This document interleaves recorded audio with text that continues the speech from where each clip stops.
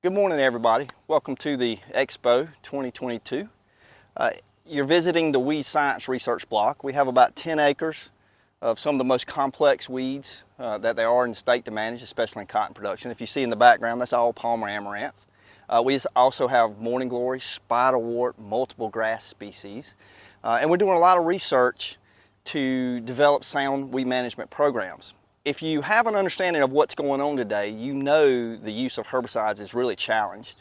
It's challenged in two ways: resistance, because of the programs that we're implementing, and also regulatory challenges, right? And that's what we try to do at the Expo. We try to develop that data to help that grower remain sustainable, not only controlling weeds on their farm, but also helping the EPA and other regulatory agencies make good decisions based on science. So let me give you an overview of a couple of studies we're doing. If you look behind me, you see absolutely beautiful cotton, tremendous population of Palmer amaranth. We have really good technology, really good systems today that we can implement to manage success. But again, we are overusing some of our tools. So what we have to do is we have to find alternatives to herbicides. So this 3 or 4 acre study, what you're seeing is if you look closely, and I'll let you zoom in, if you look closely, what you see is we chose not to run a lay-by rig.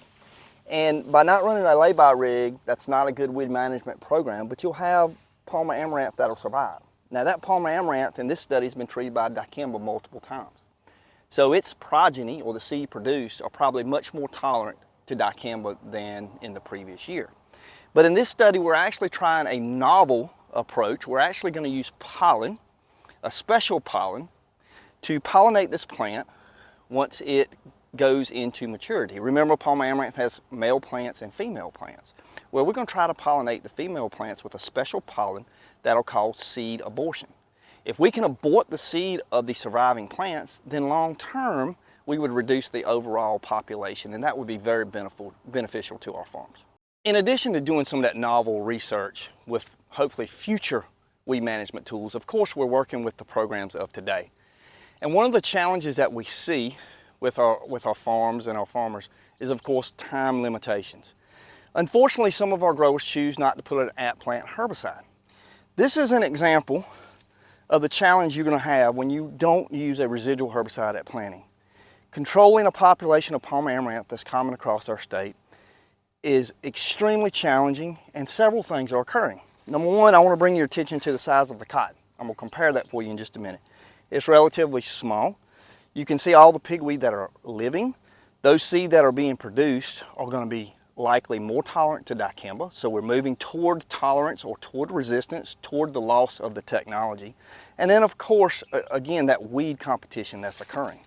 Now, as you follow me back, the exact same post-emergence program, following a good residual herbicide, this is what we see. Right? So the importance of using a residual at-plant herbicide, making sure no weeds, especially Palmer amaranth, are present at planting, good post-emergence application, and then hopefully I can convince you to make a lay-by application. This is the kind of success that you can achieve even in a population like this.